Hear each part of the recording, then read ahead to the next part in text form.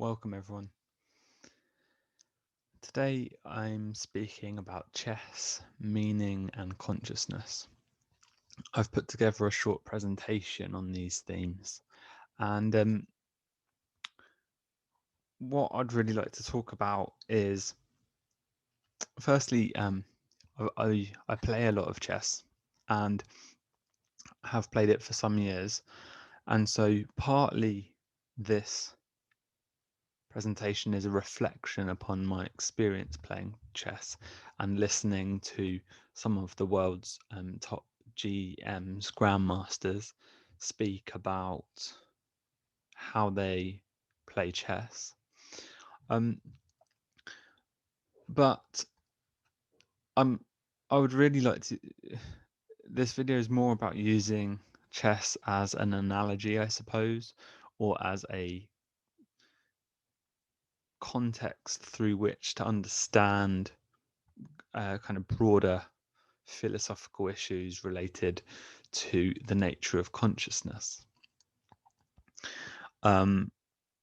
Because, well, hopefully it will become clear why.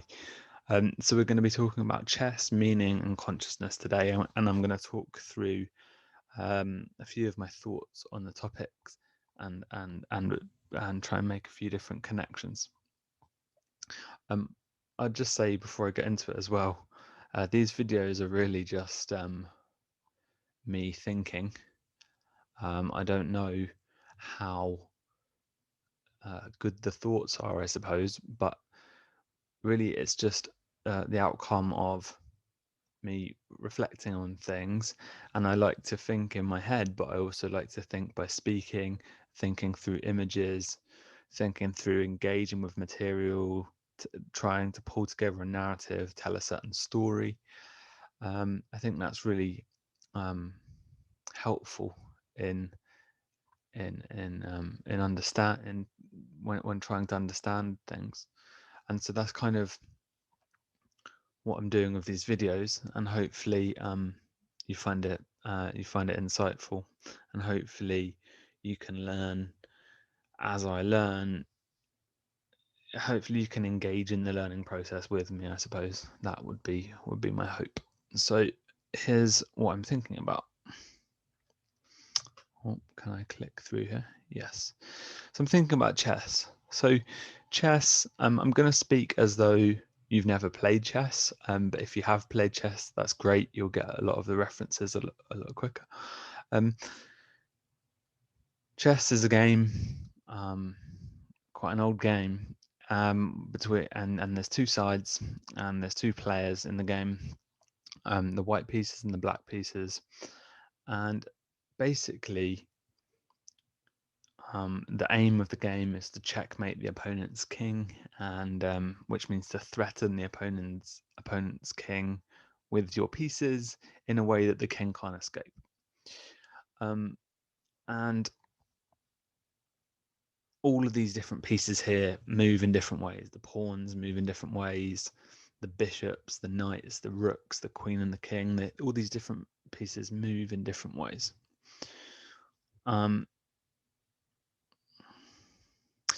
And, you know, when I first started playing chess, and I suppose perhaps a common stereotype or a common perception about chess is that what I first thought, and what the stereotype is, I think, is that chess is all about logic and about thinking, which of course it is in some senses.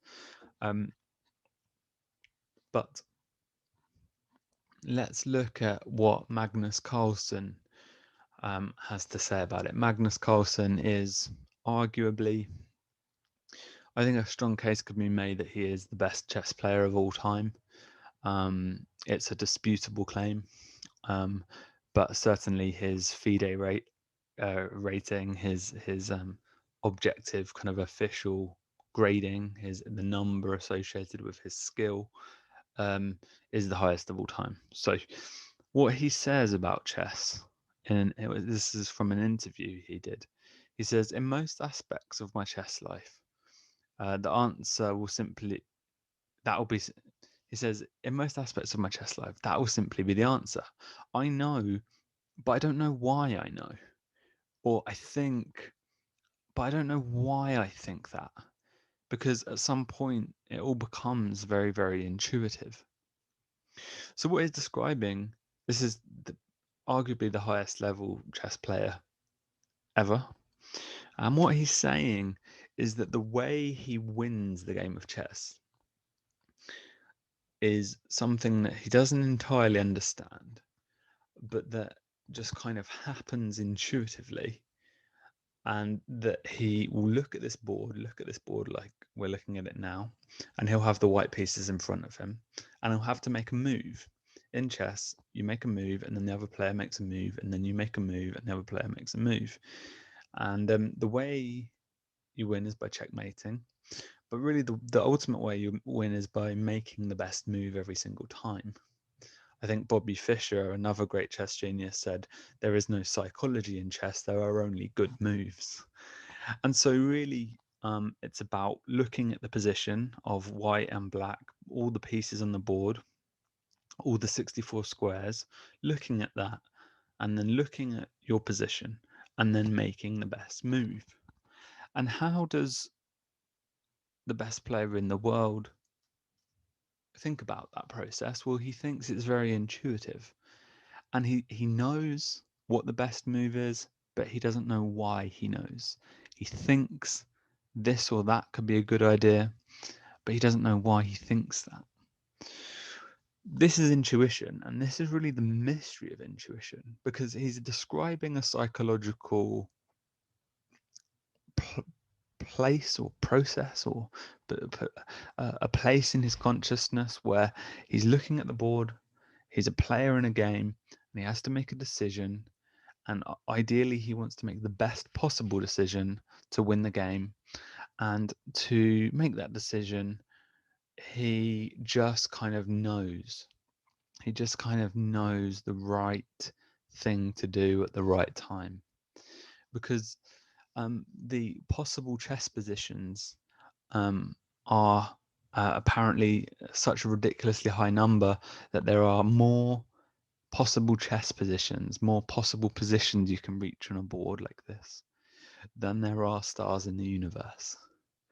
I don't know where I read that, but go and look that up. It's a pretty interesting fact. But the point is that there's a lot of possible chess positions, and so therefore, the best move has to be context dependent. It has to be positionally dependent.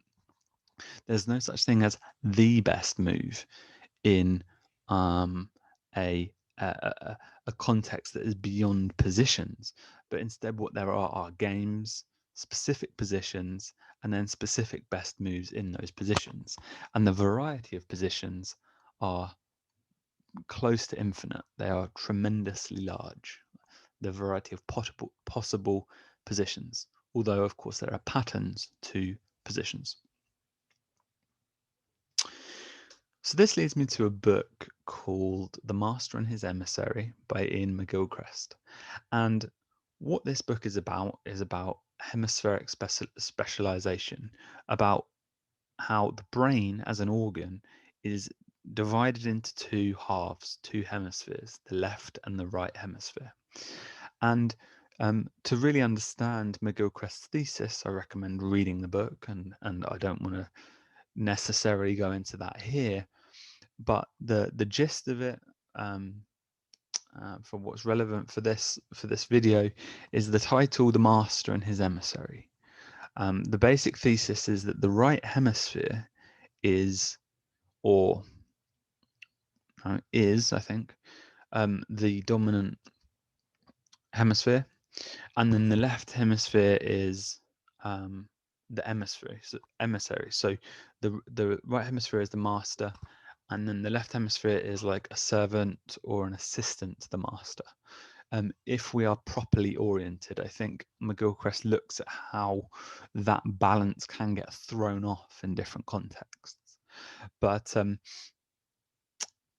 kind of how the brain is adapted is for that to be so, that the right hemisphere is essentially dominant and the left hemisphere is optimally going to serve and assist the right hemisphere. Well, what do these hemispheres do? Complex question. The brain's a complex subject, but basically, the right hemisphere is about pattern recognition and intuition. It's about looking at a data field and recognizing patterns in the data, seeing intuitions in the data, um, um, um, paying attention to salient things in that data field, meaningful things.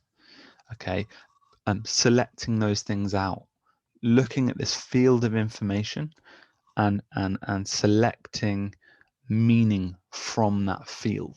That's what the right hemisphere is kind of adapted to do.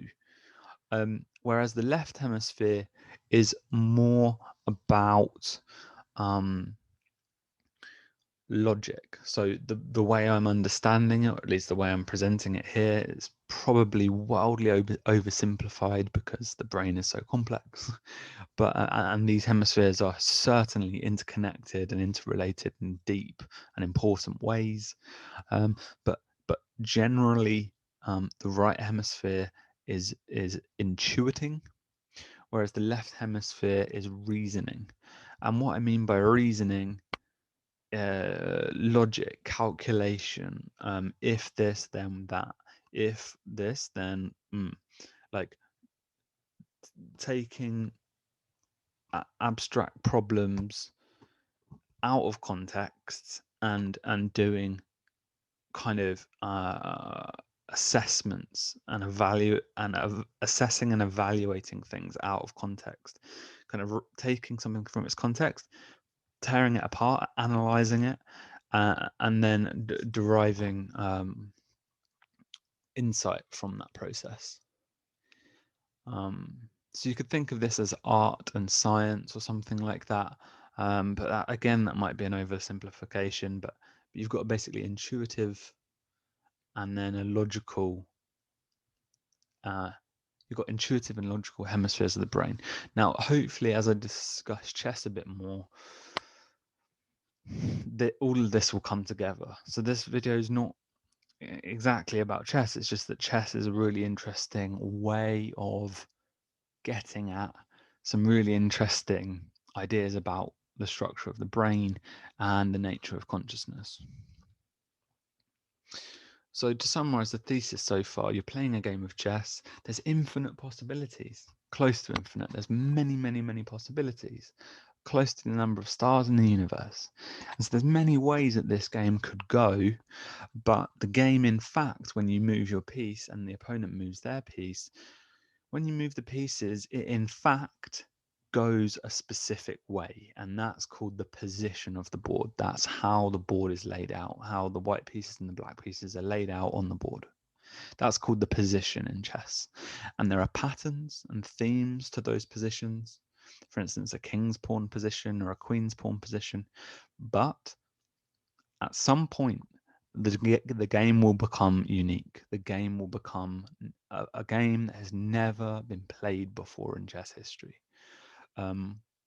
which is quite an interesting fact.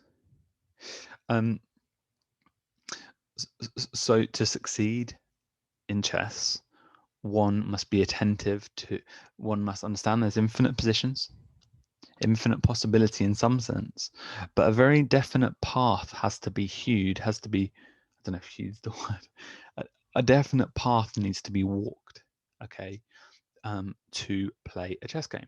I have to make a specific move now, and the opponent makes one, etc.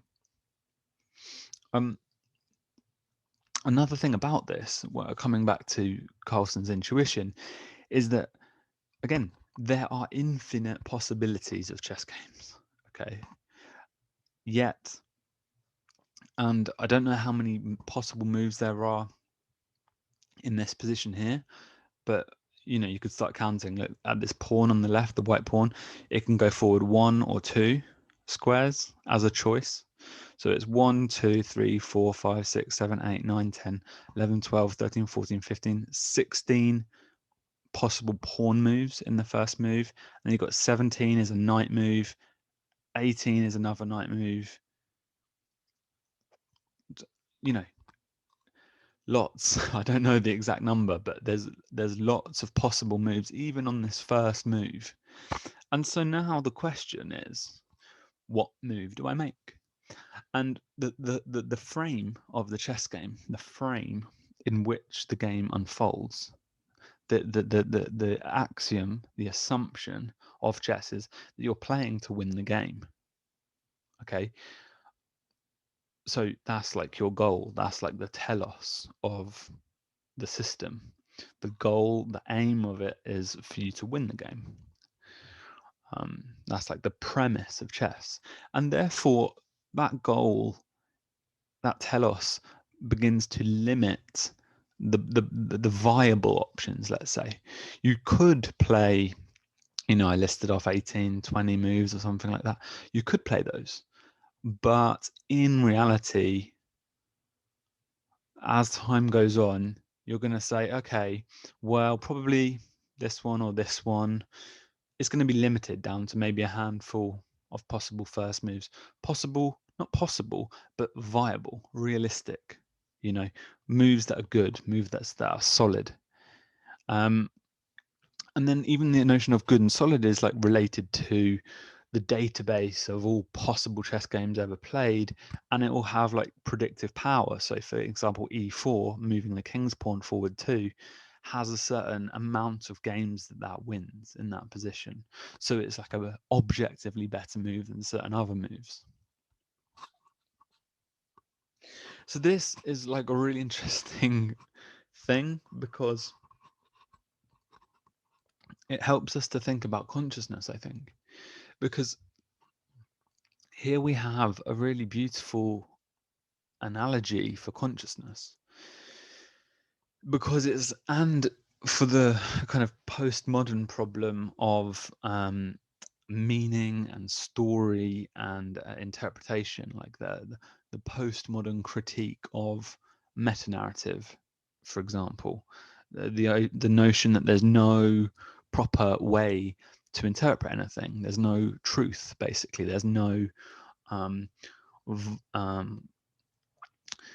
there's no truth, basically. There's no story that's more true than another story, or there's no hermeneutic or interpretation that is more viable than another interpretation. Okay, the kind of relativistic flattening of values that comes with a postmodern postmodern critique. So I want to make the analogy there between postmodern philosophy and the critique of that, the idea that infinite interpretations are viable. And that's like a game of chess, like infinite moves are viable, you could say. Infinite games are possible, infinite moves are viable, which I've just said, there's close to the number of stars in the universe, other moves that are possible in chess. But it's not true, you see, because the frame, the a priori assumption, or the frame is the best word, really. The frame of chess is built on an axiom, a predicate, and that predicate is that to play chess is to aim to win the game of chess. Okay, so it's a game. The telos is to win. The aim is to win, and this win can be accomplished only via certain viable paths. And so now you have like a top-down constraint on the kind of infinite possibilities. Like there's the infinite possibilities from below, and you've got a top-down constraint of a viable plan or a viable theory in chess. And it's constrained. And yet, even though it's constrained, each new game is new and fresh. Each new game is still an unfolding of infinite possibility, close to infinite possibility.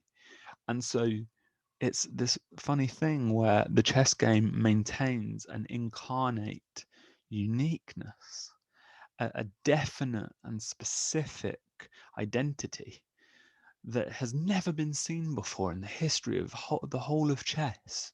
So when you're looking at that board, it's such a unique position. It is what it is. And yet, in the midst of that infinity, there is a finitude, there is like an aim, there is a telos, there is a goal, there is a path, there is actually a right and wrong, there is actually a good and a bad move.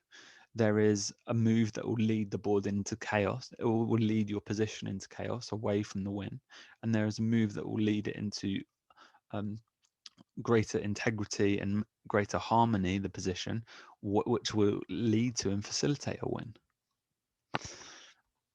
So there's a kind of morality. I'm stretching it for morality with chess, but there is a kind of value system of right and wrong actions implicit in the game of chess, and it springs from the axiom of the frame. Okay? So this, I think, tells us so much about consciousness because it's actually the same as consciousness. Like, it's actually a microcosm for consciousness. Chess is like a model for it because our eyes are frames, our ideas are frames, our knowledge, our experience are frames. Every moment of our lives is like infinitely unique in the same way that a chess position is infinitely unique. Like, no one's had your experience of life in the history of humanity, in the same way that no one's played this specific game of chess in the history of humanity. Does that mean then that it's all relative? It's just like it doesn't matter if like this game or the next, what happens, whether I win or lose in it. It doesn't really matter what moves are played or anything like that. No, it doesn't mean that, because there is a telos, an aim, a goal built in to the frame of what it is to exist as a human being. And so in the same way that chess brings it with it certain axioms and hence a certain value system, so does existence in the world or being in the world or something like that as a human being. So that's a bit of a rant about the philosophical associations with chess, but I've gone probably well off track. Yeah, so this relationship between intuition and logic, okay, is really highlighted in a film called The Man Who Knew Infinity. I just recommend going and watching that if you're interested in this stuff, because The Man Who Knew Infinity tells the story of an Indian maths genius called Ramanujan, who was not trained or taught mathematics in a formal way, but instead had intuitions. I think he actually thought of it as a Hindu goddess that he, like a Hindu deity, kind of speaking to him, and that through that voice, certain mathematical intuitions came. And basically, I think he wrote a letter to Cambridge University in England, and here is the image of I think it's G.H. Hardy, who kind of took on Ramanujan. And in the film, the reason I'm including this is because there's this tension again between the intuition, the intuitive genius of Ramanujan, and the logic of Hardy. Hardy's saying, "Look, Ramanujan, that's great that you've basically discovered a whole new branch of mathematics. You've really solved some really incredible problems. I don't really know enough about the mathematics to understand it, but I'm just explaining the story as I understand it, I suppose. But Hardy's saying to Ramanujan, like, that's great that you've got these intuitions, but can you prove it? Can you show how you got there, etc.? And that is kind of like the dance between the right hemisphere, which just kind of knows and intuitively gets the pattern, and then the logical mind, which is a bit slower, more steady, more thorough, which wants to say, yes, okay, but can you prove it? Can you evidence it? How did you get to that? And the analogy in chess is between basically a brilliancy. So you have different categories of move. You have a bad move, or you have a blunder, or you lose material, you lose pieces, and you make your position worse. You have an all right move, you have a good move, you have a great move, and then you have in like the chess terms is like a brilliancy. A brilliancy is like a move that, you know, from my understanding, there's some brilliancies that have been played by grandmasters which haven't been seen by kind of AI computer analysis, like loads, thousands, millions, I don't know, millions, but like loads and loads and loads and loads of games analyzed. The data has been picked up. These computers are like better than any human player, and they can, play amazing games of chess. But a brilliancy, as an example, is one that the computer didn't see, and that can lead to a combination where the game is won. It's not necessarily that, but that's an example of it. It just means a brilliant move, okay? It just means a great, exceptional, excellent move. Excellent move because it improves the position. Excellent move because it furthers one towards the telos, towards the aim of winning, which is the frame of chess. Like if you get away the idea that you need to win, you're not playing chess. Like the game is built into the fabric of the frame of the game. And in that context, you get these things called brilliancies. Anyway, the point is that back to Carlsen, how do brilliancies come about? Well, I know, but I don't know. I know, but I don't know why I know. Or I think, but I don't know why I think that.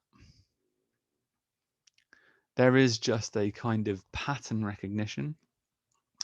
No, let me put it in terms of meaning. Like the board's there's infinity before us. Again, look in this position. You can move the pawn, you can move the queen, you can move the rook, you can move the dark square bishop, the light square bishop, the king, the rook. Like there's all these potentials. There's all these possibilities available to white in this position. Okay, but BC6 check is a brilliancy. And I haven't really looked at this game. I'm just using this as an example. But the point is that a very narrow and constrained action pathway leads to the good, and that pretty much most other action pathways don't, or relative to that, lead not towards the good, but maybe to a worse position or just a less good position. And so the brilliancy is really seen, okay, through the eyes. It's actually a perception. So Magnus Carlsen plays many games of chess, gets all this data, gets all this experience, and then looks at a position and basically immediately sees a move. There's a brilliancy. That's how he describes it in interviews. He sees what to do immediately. Actually, it's a question of perception. So the board, this is a phenomenological reality. Phenomenon comes from the Greek word which means to shine forth. So BC6 check, this move on the board here, the move shines forth from all the possibilities, from all the potential things that could shine forth on the board. They don't actually, okay? They don't, to consciousness, to the player, to the actual consciousness playing at the board, which again is like an axiom for chess. You have to have a mind playing it, and you have to make a move. And so all of the considerations filter down into this now here in this position, and it's a brilliancy. How does that come about? Well, what I'm saying is that it seems to come about by intuition. Not that we necessarily even understand what intuition is. It's just a kind of knowing, an immediate grasping that is trans-rational, like beyond the rational, beyond the logical. This is not a very clear graphic by comparison, but here's an example of another process in chess, thought process, called calculation. So calculation is something that you might have thought about if you know, it's a common kind of perception of chess, I guess. But calculation is just like kind of like maths, like 1 + 1 = 2, 2 + 2 = 4. Like that's what calculation means. It's a mathematical process, and it's kind of the same in chess. It's like king could go there, then the bishop would take, queen could go there, then the pawn would, and then the king would take, or like whatever. On here you've got all these possibilities of like how things would happen. So to calculate 5 or 10 moves in advance is what some top grandmasters can do. Is they can go, okay, so if I move that bishop there, then that person could take this, and then if they took that, then I could do this, and then if I did this, they could do that. And so it's kind of like a predictive rational process of like if then analysis, okay, which actually relates to formal logic, which I've studied a little bit, which is all about actually the grammar of like what logically makes sense. So proposition, if proposition A, then proposition B, proposition A, therefore proposition B, like it's like an argument form. It's like a logical argument form. So you're saying like mathematics, chess, logic, all of these patterns, and they have to do with if this, then that, is my basic point. And that's a capacity of the human mind, but I would call that a logical or a rational capacity. Let's go back to this left hemisphere, the activity of the left hemisphere. If this, then that. Can I predict this, then that? And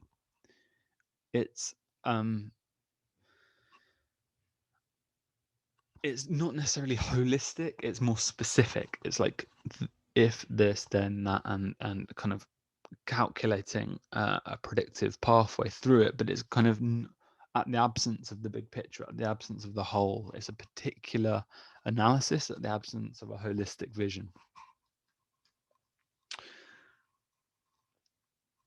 So what slide should I leave on it? Of why I've put this eye in here. What I wanted to talk about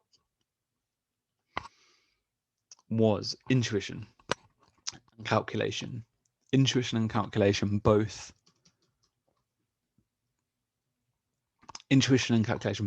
feature in a chess game. Intuition governed by the right hemisphere. Calculation governed by the left hemisphere. McGilchrist has this idea of the master and his emissary, the right hemisphere being the leading one, and the emissary being the one in a supportive or assistant role to that. In my observations of playing chess, my observations of listening to people like Magnus Carlsen, it seems to me that this is actually the psychology of good chess play, and I think it offers a really interesting and powerful analogy for the way that consciousness is structured, which is to say the way we experience our world phenomenologically. When I use that word phenomenologically, I'm drawing on the continental philosophical tradition of phenomenology, initiated by Husserl and Martin Heidegger, and with its roots in existential philosophy, which basically says, look, our experience is the primary kind of frame from which to build our theory of reality. Our experience is our primary frame, the phenomenology. And it's kind of, I want to use chess as an analogy to touch on phenomenological philosophy, because it's kind of the same. Like in chess, you have a frame. The frame is we're playing chess. I have white, you have black. I have black, you have white. Like You have a particular side, you have a particular sequence of moves, you have a particular rule set, you have a particular telos, aim, objective to win, and then ideally to win across iterated games. And all of that is built into this thing of just playing a game of chess. Okay. And what I want to say is that there's a deep analogy between that and consciousness. And the analogy is that there is infinite potential, infinite possibilities of moves to make in our chessboard, infinite interpretations of what to do, you could say, which is basically what the postmodern critique of narrative has been, is to say, look, there's infinite ways to interpret a given text, and how are we to know which one's right? And therefore there isn't one that's right, and therefore there isn't truth, you know. And I want to resist that through what I'm saying here. I want to say that, yes, I agree, there are infinite possible interpretations, basically infinite possible interpretations of, you know, how to play a chess game. And yet of that, there must be a subset which lead to progression, which lead to the realization of the telos, the goal of the game. There must be that, because the goal is to win, and then therefore there's good moves and there's bad moves, and there's excellent and there's brilliant moves, and there's blunders, there's terrible moves. And therefore that puts a constraint on how the board actually appears to my eyes. Okay, an experienced chess player like Carlsen says, I know, but I don't know why I know. I think, but I don't know why I think that. Because at some point it all just becomes very, very intuitive. Carlsen's eye is different. His actual perception is different. The phenomenology of like the consciousness that comes to the board is augmented or experienced or developed. It brings knowledge, it brings insight, it brings theory, it brings principle to bear on the fact. And so there's infinite potential, there's infinite possibility in this chess game, but it's constrained according to good play and bad play, and the instantiation of that in a unique position that's never been seen before.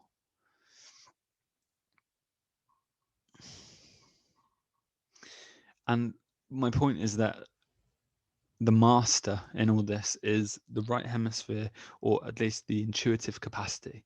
You see first what is meaningful on the board. You see the meaning first. You don't actually see the infinite possibilities, because all those possibilities constrain down into what shines forth, the phenomenon on the board. And that boils down into king pawn, pawn e4 as the first move, for example. And so intuition is primary. And then in certain situations on the chessboard, you need to calculate. You need to say, look, if I move that bishop there and he takes, and then I take, and then this, and then that, then will I be up or down, or how will my position look after that? You need to do that in chess. You do need the emissary, you do need the assistant, the supportive left hemisphere to back up and support and test out and validate and make sure that the intuitions are on point. But actually the meaning of what to do springs from the intuition. And actually the analysis is really a second order function supporting the intuition. And so you develop your game to be logical and to test your hypotheses. That was another thing I was going to say, was like, it's very similar to science actually, because the hypothesis, to develop a scientific theory, you need a hypothesis, and a hypothesis is an assumption, and it's assumption in your mind. And so like in the same way, like the intuition on a chessboard would be like, oh, my intuition is to like play this move. Well, in science, it's kind of like the same thing. It's like, oh, my intuition is that, like Newton, like my intuition is that like when apples fall, there's some force causing that or something like that. But that's like an intuition. It's like an abstract principle. And what is needed then for it to be a proper, coherent scientific theory is testing the hypothesis, validating it with data from the bottom, with facts, with concrete instantiations of the world into that theory. It needs to have explanatory power in that sense. And the same is true on a chessboard, because you can just say, my intuition is to make that move, and if I make that move, do I win games? Like if I make that move and follow these certain patterns, these certain ideas, does it yield fruit? Do I win? Do I fulfill the telos of the chess game? That's kind of like your theory is factually accurate. It's a true theory. Another way of putting this is that heaven and earth align, mind and matter align, principle and fact align. So that's some thinking about the idea of truth as well. So I'm going to wrap it up here. Thanks for listening. I wanted to draw an analogy between chess and consciousness. I wanted to talk a bit about what meaning is, how consciousness, like how the stuff of consciousness is meaning, and meaning is an elimination process of certain considerations, kind of a priori. It's actually part of your perception, is that when you look at a chessboard, you only see certain possibilities intuitively. You see certain possibilities based on patterns, based on the a priori structure you're bringing to bear on the chessboard. You only see certain possibilities, certain phenomenon, only certain things shine forth. And this is true with us. Like this is true with consciousness. When you go to a bookstore, when you pick a movie to watch, when you go shopping, when you do these things, actually there's probably like not quite infinite, but like close to infinite possibilities of things you could choose to watch or to read or to wear, or shopping, watching movies, reading. When you go and do those things, there's close to infinite possibilities, in the same way there's close to infinite possibilities in a chess game. And yet you don't experience that. What you experience is meaning. Things shine forth in your experience, and then as you incorporate those things, as you play the move, as you watch that thing or read that thing or wear that thing, then that thing either makes you feel good and you like that thing, or you don't really think those things suit you, or you win chess games or you lose chess games, or you thought, oh, that was a great movie, or oh, that wasn't a great movie, or you think, oh, that was a really inspiring book, or like, not so sure about that. The point is that through the pursuit of meaning, which is actually a phenomenological reality, it is actually part of the phenomenology of consciousness, is meaning is like preeminent in that sense. Like actually you cannot look at a chessboard and see infinite possibility. You see definite possibilities based on your experience, based on the position, based on the uniqueness of your experience, your learning, your background, and then the chess position. The unique facts of it frame it in a certain way where actually there's only a few meaningful possibilities, and of those meaningful possibilities there's only a few viable meaningful possibilities that actually lead to the realization of your aim, your goal, the telos of the game. And the same is true as in our experience with shopping, with watching films, with listening to music, to reading, even to conversation. Like the thoughts that come into your head. What do you say? What direction do you take it? Because again, basically infinite possibilities, but instead a certain possibility is pursued and a certain theme comes up and a certain idea is explored. So hopefully I think I'll wrap it up there. I wanted this to be relatively short. And hopefully that's useful to you. Even if you don't play chess, it shouldn't matter, because hopefully I illustrated the analogy between chess and consciousness. Hopefully I illustrated a few things about meaning, what it means that things mean, about the structure of consciousness, about frame, about the idea that actually there's only ever the position in front of us, like in a chessboard.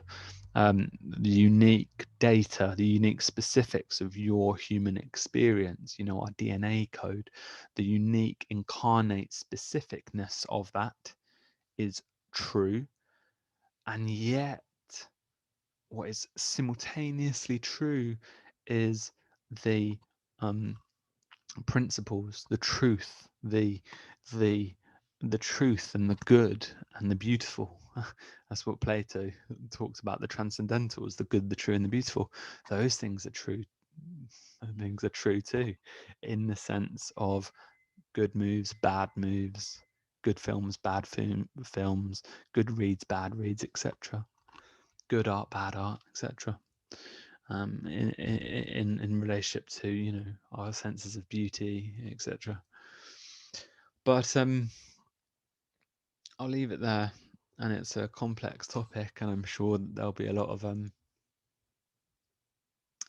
sure there's scope for disagreement around what I've said, and there's complex themes and difficult philosophical problems, and I'm just thinking about them, I suppose, and I wanted to think about them out loud with a few visual aids and a few different analogies.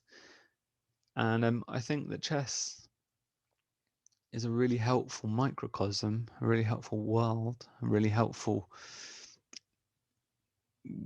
window into some of these philosophical problems and these themes. And I think it's really helpful, and I think it's really informative, actually, to look at the structure of chess, how it works, how good players think, how one progresses in chess, etc. Which is stuff that I'm interested in. You might not necessarily play chess. I know, it's like that's not really the point. But my path on playing chess, I think, has offered some insights and some interesting parallels into the philosophy I'm interested in too. Yeah. Anyway, so hopefully that's been a clear enough video for you, and I'd love to hear some of your thoughts and stuff in the comment section below. Thank you for watching.